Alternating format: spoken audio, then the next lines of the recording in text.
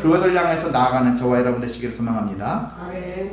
네, 오늘 새 가치로 사는 삶이라는 제목으로 함께 말씀을 나누고자 합니다.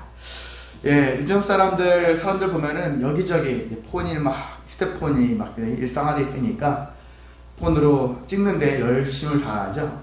가다가 좋은 거 보면은 막 찍고, 좋은 구경거리 생기면 찍고, 그리고 어느 식당에 갔는데 음식이 막 나오면 이쁘다 하면서 또 찍죠.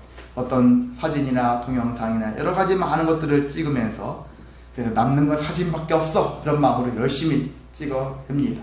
그리고 열심히 올려서 다른 사람한테 막 그렇게 때로는 자랑도 하죠. 나의 소식을 전하기도 하고. 그런데 우리가 이렇게 남는 것을 이렇게 여러 가지 남는 거라 해가지고 남기려고 여러 가지 마음을 가지고서 이 활동을 하게 되어지는데, 과연 내가 하나님 나라 갔었을 때는 내가 남겼던 것들이, 이 땅에 살면서 남겼던 것들이 하나님 나라에서도 여전히 유효할 수 있는, 괜찮을 수 있는 그러한 가치가 있는 그런 것들일까 생각을 한다면은 그렇지 않은 경우가 허다하다는 이야기입니다. 그래서 그렇다면은 내가 열심히 정말 가치 있다 해서 남겨놨는데 나중에 하나님 나라 갔는데 아무것도 아니다. 그러면 내 인생은 헛산 것과 같은 인생을 사는 것과 같습니다. 허무한 인생을 살았어요. 이 땅에서는 화려하게 날개짓하며 살아온 것 같지만 하나님 보셨을 때는 허무한 인생, 헛산 인생에 지나지 않는다는 것입니다. 그래서 우리는 이 땅에서부터 우리가 예수님을 믿었죠. 믿음을 가진 다음부터는 우리가 더 가치 있는 인생을 향해서 살아가야 하는 것입니다. 가끔은 생각하거든요. 저도 고민하고 여러 가지 생각하는데 이걸 참 인생이 허무하다, 참 무가치하다 하는 그런 생각을 할 때가 많이 있어요. 목회를 하다가도 그런 생각을 종종 들 수도 있고, 참 인생이 뭔가, 목회가 뭔가 하는 그런 생각도 가질 때가 있거든요. 내가 하는 일이 허무하다면 참 여러 가지로 허탈한 그런 느낌이 들 수도 있는데, 그래서 우리가 보다 헛된 것에 열중하는 것이 아니라 더욱더 의미 있고 가치 있는 일을 더욱더 그걸 중심으로 인생을 살아야 한다는 것입니다.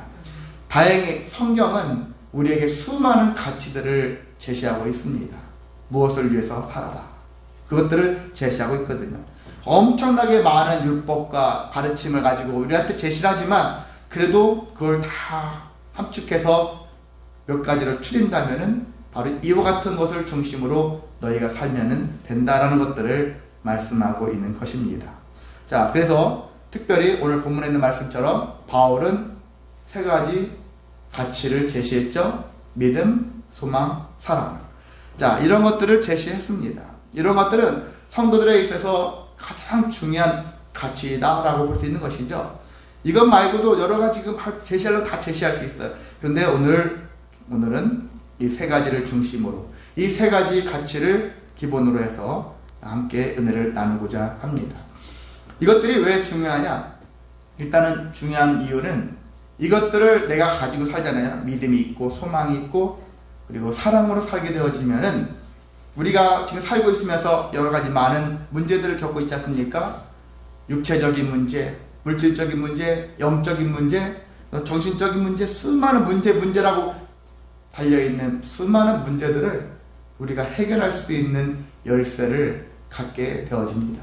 얼마나 좋아요. 맞는 열쇠, 해결할 수 있는 열쇠를 갖게 되어지는데, 그렇다면 우리가 가져야 되겠죠. 그 가치를 소유할 때 우리는 인생을 좀 더 의미 있게 또한 충만하게 살아낼 수가 있습니다. 그래도 그 가치, 오늘 믿음, 소망, 사랑 세 가치에 대해서 이미 알았던 거지만 조금 더 깊이 들어가 보려고 합니다. 그 첫 번째가 믿음의 가치. 성도들이 이 땅에서는 가장 신경 써야 될 게 뭐죠? 바로 믿음이라는 것이죠. 성도에게 믿음을 빼고는 말할 수 없죠. 성도로 불렀을 때는 믿음으로 부른 것이거든요. 믿음을 원하시기 때문에 성도가 가장 힘써야 되는 일이다. 하나님과의 관계죠. 관계를 맺기 위해서는 믿음이 필요하기 때문에, 그래서 성도는 믿음을 늘 가지고 있어야 되는 거예요. 이 일을 하면 잘 될 거야 하는 그런 믿음을 사람들이 많이 얘기하는데, 그런 믿음은 아류예요. 하류예요. 그냥 좀 저급한 그런 믿음에 지나지 않습니다. 그 믿음보다는 하나님에 대한 믿음, 하나님이 나한테 하신 약속에 대한 믿음, 하나님께서 이렇게 해주실 것에 대한 기대와 약속을 가지고 살아가는 것이죠. 단순하게 이 일을 하면, 이 장사를 하면 풍요로워질 거야, 부자 될 거야 하는 이런 기대 같은 마음을 가져가는 믿음 말고요, 하나님과 관계를 맺으면서 하나님을 믿으면 하나님의 약속이 성취되어질 것에 대한 그런 믿음. 왜? 하나님은 불변하시고 약속을 성취하시는 분이다라는 사실을 믿는다면은 그렇게 되어줄 줄을 믿고 그렇게 또 믿음으로 나아가면 되는 것이거든요. 아멘. 그래서 우리가 믿음을 잘못 사용하면 안 되는 거예요.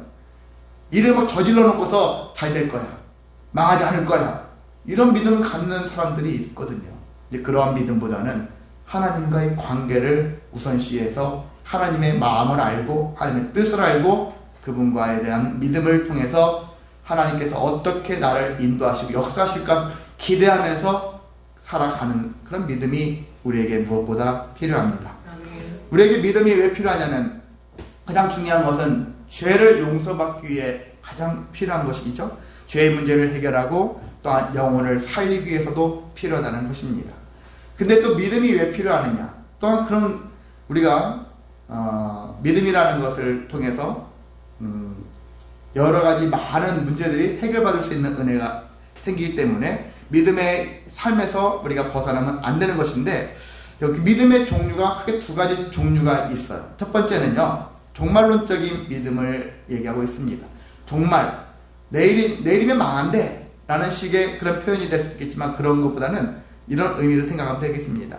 예수님을 믿어야지만이 죄 용서함을 받고 하나님 나라의 천국에 가게 되어진다 라는, 내가 종말이 임하면, 내 인생의 종말이 임하면, 또 하나님이 원하시는 그 때가 임하면, 하나님이 어느 때가 종말이 있잖아요. 인생의 종말이 있고 하나님이 정말 이제 모든 심판의 날이라고 할 수 있는 종말의 때가 두 번 있단 말이에요. 우리가 봤었어요. 우리 개인적으로 봤었을 때는 여러분 생이 맞춰지는 종말, 그리고 하나님의 때가 이르러서 심판하는 날, 그게 종말이거든요. 그 종말론적인 믿음을 가지고 우리는 나중에 죽게 되어지면, 나중에 주님이 다시 오시면, 종말이 임하면 내가 하나님 나라 간다 라는 믿음을 기본적으로 우리가 깔고 가야 된다는 얘기죠. 두 번째는요, 그리고 믿음 생활을 하게 되어지면은 나한테 이러한 유익이 있습니다 에 대한 이런 믿음이 있어야 한다는 얘기죠. 하나님께서 그렇게 하셨기 때문에, 해주신다고 약속하셨기 때문에 내가 믿음 생활하면은 기쁨이 있고요, 감사가 있고, 소망이 있고, 또 승리할 수 있는 그런 풍성함이 우리에게 존재한다는 사실들을 믿는 거예요. 그것이 이제 현세적인 믿음, 현재적인 믿음. 현재 여러분 당면하고 있잖아요. 어떤 인생을 살면서 현재 내가 지금 괴롭잖아요. 나중에 하나님 나라 가는 것은 미래적인 거고, 지금 현재는 너무나 삶이 괴로운데 이 괴로운 삶을 어떻게 살아가야 될까? 하나님의 약속을 믿고 하나님께서 이렇게 약속대로 풍성하게 해주실 것이다 라는 기대 가지고 살아가는 믿음, 이 믿음이 필요한 것입니다. 그래서 요한복음 10장 10절에 예수님이 말씀하셨죠. 내가 온 것은 양으로 생명을 얻게 하고 더 풍성히 얻게 하려는 것이라 라고 말씀하고 있습니다.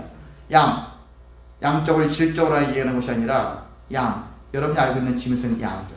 우리에게 어떻게 해요?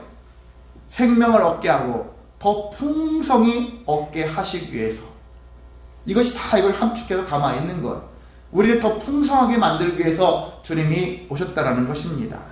그래서 생명을 얻으시고 그 생명을 여러분이 풍성히 누리며 살아가는데 이 믿음을 잘 활용하시기를 소망합니다. 근데 이 믿음에 있어서 믿음에 문제가 있어요. 어떤 문제? 믿음 자체는 문제가 없는데 이 믿음에 계속 시험이 와요. 그리고 유혹도 와요. 시험이라는 것은 나는 그렇게 하고 싶지 않은 건데, 나는 견고하게 믿음을 가지고 세워가고 싶은데 주변에 수많은 어려운 문제들이 나한테 막 오는 거예요. 때로 남편 문제야, 자식 문제, 부모 문제, 형제 문제, 직장의 문제, 모든 것들이 나를 막 괴롭히게, 힘들게, 내가 한 일이 없는데 나를 힘들게 할 때가 있다는 얘기죠. 그런 시험들이 올 수가 있습니다. 때로는 내가 자초해서 정욕 때문에, 욕심 때문에 교만 때문에 나로 인해서 발생하는 그리고 누군가의 유혹을 받아가지고 그 미혹에 빠져가지고 이런 문제 여러 가지 시험에 빠지는 유혹에 빠지는 그래서 믿음의 시련을 가하는 그런 행위가 있거든요. 그래서 성도는 이 두 가지를 염두에 두고 나한테 지금 나의 어떤 의지로 생겨지는 문제가 아닌 타인의 환경의 일로 말미암아서 나한테 문제가 왔다면 어려움이 왔다면 그건 이겨내야 되겠죠. 그리고 나로 말미암은 것이라면 나의 욕심과 교만을 물리쳐야 되겠죠. 그렇게 해서 시험과 유혹을 벗어나야지만이 우리가 제대로 된 믿음을 가질 수가 있는 것입니다. 그래서 우리가 이걸 믿음을 끝까지 인내하는 게 중요하죠. 사람은 순간순간의 믿음은 다 있어요. 근데 그 믿음을 끝까지 이어가는 사람들이 많지 않다는 것입니다. 여러분은 그런 면에서 믿음의 엉덩이가 무거우시길 바랍니다. 원이 있을 때마다 엉덩이가 들썩들썩하는 사람들이 있거든요. 감정의 기복이 심한 사람들이 있거든요. 근데 믿음 있는 사람들은 엉덩이가 무겁습니다. 견고하거든요. 흔들리지 않습니다. 누가 흔들지언정 흔들려서 좀 밀려날 수 있어도 넘어질 것 같아도 결과적으로 내가 믿음을 포기하지 않으면 끝까지 견고하게 설 수가 있습니다. 그래서 인내할 수 있는 것까지. 근데 믿음에는 항상 인내가 마지막 과정이에요. 인내하는 자에게 믿음의 열매가 맺힌다는 사실. 인내를 여러분이 많이 배우시기를 원합니다. 세상은 갈수록 인내를 하지 못하게 만들어요. 모든 환경들이 인내하지 못하게 만들어요. 다 짧게 조금만 길어지면 몸이 늘어지고 하품 나오죠. 그런데 주님이 원하시는 것은 그런 환경 속에서도 여러분이 인내하는 삶을 가져야 한다. 자, 이렇게 하게 되어지면은 우리가 어떤 삶을 살아갈 수 있느냐? 하나님의 의를 이루는 믿음을 갖게 되어지거든요. 하나님의 의를 이룬다는 얘기는 믿는 자에게 구원을 주시는 하나님의 능력을 내가 소유할 수 있다는 것이거든요. 얼마나 위대합니까? 하나님의 능력을 가진 자가 되어지잖아요. 찬양 가운데 하나님의 눈물을 가진 자, 하나님의 눈물을, 그런 것처럼 하나님의 은혜를 가진 자, 하나님의 능력을 가진 자가 되어서 하나님의 은혜의 역사를 우리가 행할 수가 있는 것입니다. 또한 믿음에 합당한 모든 열매를 맺어갈 수 있습니다. 믿음에 관계된 모든 열매를 내가 얻을 수 있다는 거거든요. 특별히 죄를 멀리하고 그리고 선한 행위를 통해서 많은 자들에게 선한 자의 삶을 살아갈 수 있게 되어서 가장 중요한 하나님께 영광 돌릴 수 있는 인생을 살아갈 수가 있는 것입니다. 그래서 우리가 이렇게 믿음의 가치, 이것 말고도 얼마나 많이 풍성하게 있겠습니까? 그런데 이 믿음의 가치를 여러분이 기억하셔서 믿음은 하나님과 관계하는 것부터 시작된다는 것 사실을 기억하시고 하나님의 뜻을 이루고 하나님의 약속대로 성취된다는 사실들을 다시 한번 기억하셔서 믿음을 끝까지 인내하며 여러분이 견디며 지켜나가시기를 소망합니다. 예, 두 번째는요, 소망의 가치입니다. 소망. 우리는 구원은 무엇으로 얻는다고 많이 배웠죠? 구원은 믿음으로 얻는다. 믿음으로 받는다. 이렇게 얘기하는데, 근데 서신서를 쫙 보다 보면, 바울 서신서를 읽다 보면은 소망으로도 구원을 얻는다. 이게 뭐지? 이단의 말이 아닌가? 그런 생각이 들 정도로 약간 생소할 수 있는 그런 문장들이 있다라는 것입니다. 어디냐면 로마서 8장 24절에 그렇게 나와 있어요. 로마서 8장 24절에는 우리가 소망으로 구원을 얻었음에 보이는 소망이 아니니 보는 것을 누가 바라리요. 다시 한번 읽어드리겠습니다. 우리가 소망으로 구원을 얻었음에 보이는 소망이 아니니 보는 것을 누가 바라리요. 앞에 뭐라고 되어 있어요? 우리가 소망으로 구원을 얻었다. 바울이 이렇게 하고 있어요. 소망으로 구원을 얻는다고? 이 말도 안 돼. 그렇게 생각이 들 수 있겠지만은 여러분이 믿음과 소망이라는 관계를 생각하잖아요. 그러면 아하 하고서 이해할 수 있는 부분이 바로 여기에 있습니다. 믿음과 소망을 동일시하는 거예요. 연결되어 하나를 믿음이라는 것과 소망이라는 것이 별개의 것이 아니라는 거예요. 제가 가끔은 어린 아이들 보면 국어, 영어, 수학 뭐 다 분리돼서 공부하잖아요. 근데 여러분 성인 되어져서는 여러분이 국어, 영어 따로따로 배우지 않지 않습니까? 근데 여러분이 삶을 살면서는 국어도 있고요, 수학도 있고 다 있어요. 물리도 있고 화학도 있고. 여러분 삶 속에 대화하면서 어떤 원리를 가지고 살아갈 때, 인생이 일반적으로 평범하게 살아갈 때 구분되어 있지 않아요. 다 연결되어 있잖아요. 삶 속에서 다 녹아져 있어요. 어린아이들 특별히 이렇게 나누지만 어른 되어서는 굳이 나눌 필요가 없고 다 융합되어 있는 거죠. 그런 거와 같은 유사한 의미가 있습니다. 그래서 소망과 믿음은 같은 의미다 라고 바울은 본 것이죠. 자, 왜 그렇습니까? 믿음이 영광의 나라를 소망했을 때, 영광의 나라 하나님 나라를 소망했을 때 그 나라를 소망하게 되어지면은 내 인생이 흔들리지 않는 일이 생긴다 라는 그러한 의미가 있고요. 또한 믿음은 소망의 원동력이다. 믿음은 소망의 원동력이에요. 소망을 갖기 위해서는 믿음이 있어야 되고, 믿음이 있는 자에게는 소망이 따라온다라는 거예요. 다 이어지는 것이죠. 소망은 영광의 나라를 향해 달려가게 하는 에너지가 된다는 사실들이 있다거든요. 그래서 우리가 믿음과 소망은 연결고리, 하나일 수 있고 분리할 수도 있고 여러 가지 의미로 우리가 또한 이 일들을 구분할 수가 있는 것입니다. 자, 그렇다면 우리가 소망이신 하나님은 사랑이시다 하지만 하나님은 소망이시다, 그렇게도 하시거든요. 성경에도 나와 있습니다. 그래서 하나님은 소망이신 하나님께서는 우리에게 어떤 소망을 주시고 있을까?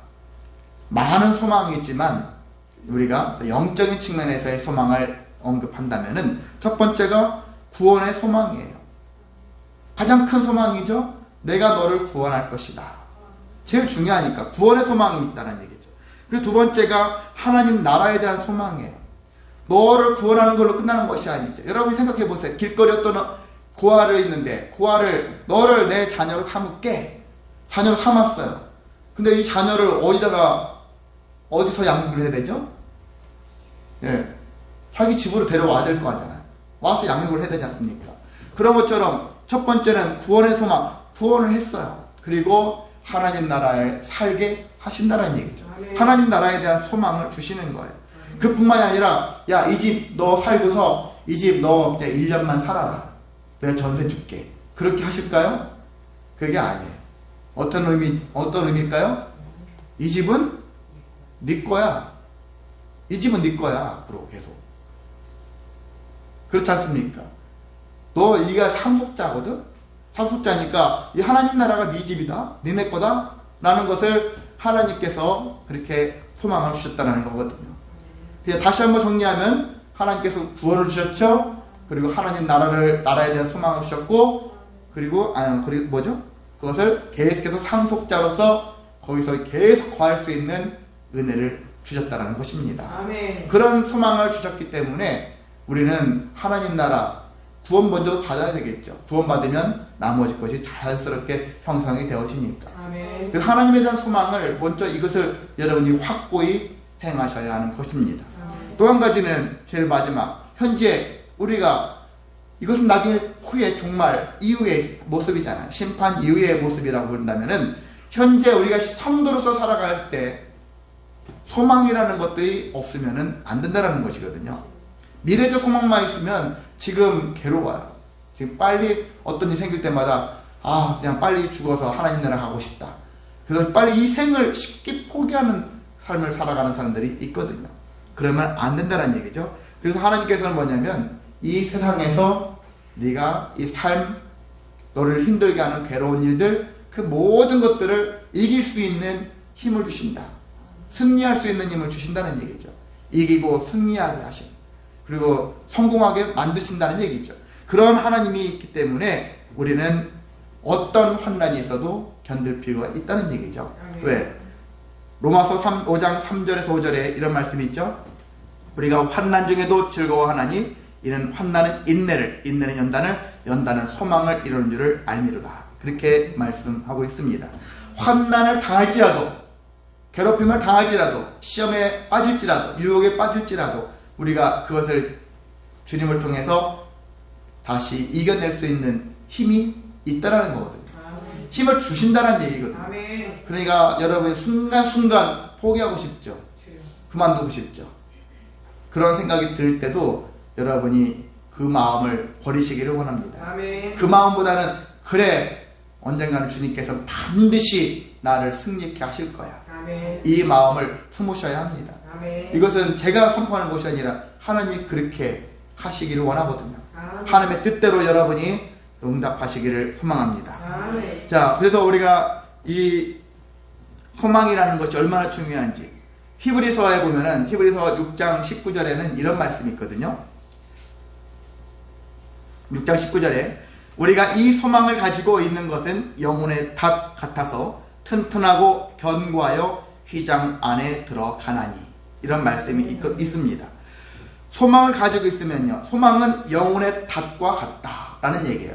닷, 앵커 아시죠? 닷, 배 닷인데 이 닷이 상징하는 게 뭘까요? 안정감을 주는 거예요. 배가 여러 가지 태풍이 불거나 이렇게 많은 강풍이 불지라도 배가 견고하게 흔들리고 떠내려가지 않기 위해서는 닷을 내려야 되잖아요. 닷을 내려야 되는데 영혼의 닷이 바로 소망이다. 소망은 영혼의 닷이다. 아멘. 여러분이 휘둘리지 않고 떠내려가지 않고 견고하게 서기 위해서는 소망이 있어야 한다는 얘기거든요. 아멘. 내 개인의 소망이 아니라 하나님의 소망을 가지고 있는 자에게 이런 은혜가 있고요. 그것이 나중에 어디까지 가냐면 튼튼하고 견고하여 휘장 안에 들어간다. 휘장이 뭐예요? 휘장은 어떤 천이에요. 천막을 얘기해요. 천막인데 여기서 천막은 어떤 천막이냐, 옛날 성소를 봐요. 예루살렘 성전이라든지 성막시대 성소라든지 보면은 그 안에 성막 안에 보면은 성소와 지성소가 있죠. 성소와 지성소가 있고 성소와 지성소 사이에 휘장이 있어요. 막이 있어요. 그 막이 있어가지고 지성소 안에는 대제사장이 1년에 한 번 대속죄일에 들어가는 거예요. 1년에 한 번 딱 들어가는 거예요. 그래서 그 성소 안에는 우리가 알고 있는 떡을 진설한다든지 불을 켜놓는다든지 그런 곳이고, 자, 이렇게 되는데 지성소와 성소를 가로막는 휘장인데 이 휘장이 언제 찢어졌을까요? 예수님이 죽으셨을 때 휘장이 찢어졌다. 그렇게 복음서에 나와 있지 않습니까? 그래서 예전에는 대제사장만이 그때 1년에 한 번 들어갈 수 있는 곳이었는데 그 이후에는 누구든지 들어갈 수 있는 은혜가 생겼다는 거거든요. 이게 은혜예요. 예수님이 이제 누구만 들어가는 것이 아니라 모두가 다 들어갈 수 있는 제사장이 되어서 들어갈 수 있는 은혜가 생겼다는 얘기거든요. 이것을 좀 더 나아가서 얘기한다면 하나님 전 앞으로 나아갈 수 있는 길이 열렸다는 사실입니다. 누구에게요? 소망을 가진 자에게. 그래서 여러분 소망을 가지시길 바랍니다. 소망은 영혼의 닷이구나. 그래, 소망을 가지고 있어야지만이 내가 어떤 문제가 어려움이 생겨도 휘둘릴 수 않을 수 있다 라는 사실들을 여러분이 믿으시기를 소망합니다. 예, 세 번째는요, 사랑의 가치입니다. 사랑이란 것은 무엇일까? 사랑은 어떤 한 단어로 몇 문장으로 정의를 내릴 수가 없을 정도로 사랑의 범위는 너무나도 광대해요. 그런데 오늘 고린도전서 13장에 보면은 바울은 이렇게 고백하고 있죠. 13장 1절부터 보면 내가 사람의 방언과 천사의 말을 하면서 사랑은 4절부터 보면은 같이 읽어볼까? 시작. 7절까지 시작. 사랑은 오래 참고 사랑은 온유하며 시기하지 아니하며 사랑은 자랑하지 아니하며 교만하지 아니하며 무례히 행하지 아니하며 자기의 유익을 구하지 아니하며 성내지 아니하며 악한 것을 생각하지 아니하며 불의를 기뻐하지 아니하며 진리와 함께 기뻐하고 모든 것을 참으며 모든 것을 믿으며 모든 것을 바라며 모든 것을 견디느니라. 아멘. 예, 바울은 사랑을 이렇게 15가지 종류로 정의를 내렸어요. 이게 다는 아니에요.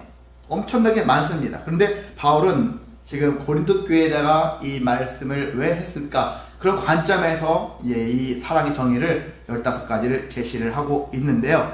자, 우리가 이것을 사랑을 한번 예수님이라는 이름으로 바꿔서 생각을 해보세요. 좀 시간이 갈지라도 같이 읽어볼까요? 4절부터 7절까지 사랑만 나오면 다 예수님으로 시작. 예수님은 오래 참고 예수님은 온유하며 시기하지 아니하며 예수님은 자랑하지 아니하며 교만하지 아니하며 무례히 행하지 아니하며 자기의 유익을 구하지 아니하며 성내지 아니하며 악한 것을 생각하지 아니하며 불의를 기뻐하지 아니하며 진리와 함께 기뻐하고 모든 것을 참으며 모든 것을 믿으며 모든 것을 바라며 모든 것을 견디느니라. 예수님은 바로 이와 같은 모습이에요. 그래서 예수님을 우리가 또 뭐라고 표현하냐면 예수님은 사랑이시다. 하나님도 사랑이시고 예수님도 같은 분이시니까 예수님도 사랑이시다라는 것이 같이 또 동일시하는 거예요. 예수님과 사랑은 곧 예수님이고 사랑이고 같은 의미를 담고 있다는 것들을 여러분이 기억하셔서 그럼 우리가 예수님의 제자가 된다면 예수님을 따라야 한다면 당연히 우리도 예수님의 그 사랑을 본받아야 되겠죠. 아멘. 그 사랑대로 살아가야 합니다. 우리가 왜 사랑해야 될까? 이유는 많아요. 일단 요한일서 4장 11절에 이렇게 말씀하고 있습니다. 사랑하는 자들아 하나님이 이같이 우리를 사랑하셨은즉 우리도 서로 사랑하는 것이 마땅하도다. 아멘. 왜 사랑해야 될까? 하나님이 이같이 우리를 사랑하셨으니까. 요한복음 3장 16절 아시잖아요. 이처럼 사랑하사 예수님을 당신의 아들을 내어놓기까지 사랑하셨다라는 것이죠. 아멘. 이렇게 사랑하셨으니까 너희도 사랑하는 것이 마땅하다. 아멘. 사랑을 받고 나는 사랑만 받고 남한테는 함부로 대하고 이런 모습으로 살지 말라는 얘기죠. 우리는 성도는 이미 사랑을 받은 자예요. 아멘. 그러니까 마땅히 다른 사람을 사랑할 줄을 알아야 하는 것입니다. 아멘. 베드로도 얘기했습니다. 베드로전서 4장 8절에 무엇보다도 뜨겁게 서로 사랑할지니 사랑은 허다한 죄를 덮느니라. 아멘. 허다한 죄를 덮는다 라고 얘기하고 있거든요. 여러분 사람들은 자꾸 밝혀내려고 애쓰죠. 저 사람 죄를 자꾸 밝혀내려고 자기 죄는 꽁꽁 숨기고 남의 죄는 밝히려고 애를 쓰는 게 이 사회인데 우리의 삶은 가능하면 할 수만 있다면 죄를 덮어줄 수 있는 그런 아량이 우리에게 필요합니다. 왜? 사랑을 받은 자니까. 1만 달란트 100데나리온 비율을 생각한다면 우리는 다 이미 1만 달란트 도무지 갚을 수 없는 그러한 큰 죄를 지은 자잖아요. 네가 누군데 네가 뭔데 남을 용서하고 말고 해. 그걸 하지 마시고 그래서 우리가 나도 큰 은혜를 받은 자니까 가능하면 어떻게 하면 덮어갈까. 사람들은 반대로 하죠. 자기 죄를 덮고 남의 죄는 밝혀내고. 근데 우리는 때로는 반대로 하나님 앞에서 나의 죄는 고백하고 다른 사람의 죄는 용서할 줄 아는 마음으로 살아가는 삶이 성도가 가져야 될 기본적인 마음가짐이라고 할 수 있습니다. 바울은 또 이렇게 얘기하고 있습니다. 형제를 사랑하여 서로 우애하고 존경하기를 서로 먼저 하라. 서로 먼저 사랑하라는 거예요. 먼저 사랑하라. 네가 나한테 하는 거 봐서 우리는 알게 모르게 그런 마음을 가지고 살아요. 그렇지 않습니까? 네가 하는 거 봐서 이런 생각을 가지고 있는데 이 마음보다는 내가 먼저 해야지. 내가 먼저 하자. 이런 마음이 더 중요한 거예요. 내가 먼저 사랑해야지. 이런 마음으로 여러분이 사랑의 마음을 가지고 살아가시기를 원합니다. 아멘. 그렇다면 제가 사랑 중에 최고의 사랑은 무엇일까 고민했거든요. 고민을 한번 해봤습니다. 그런데 이 최고의 사랑은 이미 앞서 말씀을 드리긴 했지만은 그 최고의 사랑을 두 가지 측면에서 한번 생각해 볼 때 첫 번째는 참고 인내하는 사랑이라는 거예요. 참고 인내하는 사랑. 이미 여러분 성경을 2번씩이나 읽었죠. 사랑은 오래 참고 그 온유하다. 그리고 여러 가지 물에 향하지 않는다. 그리고 성내지 않는다. 참는다. 견딘다. 이런 표현들이 참고 견디고 인내하는 사랑의 범주에 속한다라는 것이거든요.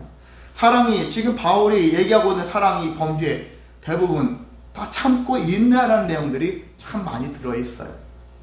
무엇이 사랑이냐? 어떤 저 남자를 봤을 때, 이 여자를 봤을 때 막 가슴이 뛰는 게 사랑이다. 그건 기본적인 그냥 본능에 따른 사랑이고, 여기서 말하는 사랑은 내가 의지를 가지고 하는 사랑이거든요. 의지를 가지고 하는 사랑. 참아야 되겠다. 인내한다. 이런 마음을 가지고 사랑할 줄을 알아야 한다는 것입니다. 아멘. 예수님은 그런 모습을 우리에게 보여주셨잖아요. 끝까지 오래 참고 온유하고 성내지 아니하고 모든 것을 참으며 모든 것을 견뎌내시는 그런 예수님의 사랑이 우리 말씀에서 느껴질 수 있습니다. 아멘. 우리도 이와 같은 마음을 가지고 살아야겠습니다. 아멘. 또 두 번째는 용서하는 사랑이에요. 용서하는 사랑. 예수님이 돌아가시기 전에 십자가 달리기 전에도 강조하셨고요. 부활 이후에도 강조하셨던 것이 이 용서하는 사랑에 대한 얘기를 하신 거예요. 제가 거짓말이 아니라 진짜라는 것은 마태복음 6장 14절 15절에 이런 말씀이 있죠. 너희가 사람의 잘못을 용서하면 너희 하늘 아버지께서도 너희 잘못을 용서하시려니와 너희가 사람의 잘못을 용서하지 않으면 너희 아버지께서도 너희 잘못을 용서하지 아니하시리라. 너희가 사람의 잘못을 용서하면 하늘 아버지께서도 너희 잘못을 용서하신다. 그렇게 말씀하고 있거든요. 용서에 대한 부분들을 얘기하셨고, 부활 이후에 제자들에게 또 이런 말씀을 하셨습니다. 요한복음 20장 23절에 제자들한테 여러 말씀하시다가 성령 받아라, 그런 말씀하시면서 이어서 너희가 누구의 죄든지 사하면 사하여질 것이요 누구의 죄든지 그대로 두면 그대로 있으리라, 이렇게 말씀하고 있거든요. 부활 이후에도, 부활 전에도, 부활 이후에도 예수님이 줄기차게 우리에게 요구하시는 게 뭐예요? 용서하라. 가는 곳마다 용서하라. 예수님은 당신을 못 박혀 죽인 사람들을 어떻게 하셨다고요? 용서를 하셨어요.